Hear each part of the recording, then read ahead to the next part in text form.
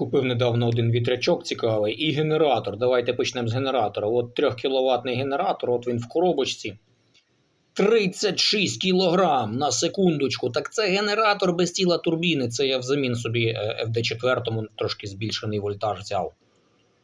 Ну, а зрештою, давайте подивимося, скільки ж оцей вітрячок реально які має параметри. Дивіться, це коробка з тілом турбіни і хвостовою лопатою. От його маса, на секундочку.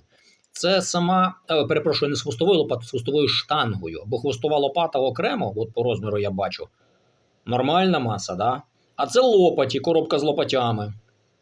Отак от. От стільки воно важить. Ну, це вже контролер. Це 2238, ну, ці дві позиції. Це вже контролер у нас. Коли щось із них дамплоуд, мабуть, більший, да? А менше важить сам основний якби модуль. Ну, капець, я вражений габаритами і розмірами. Тобто це вже щось таке серйозне.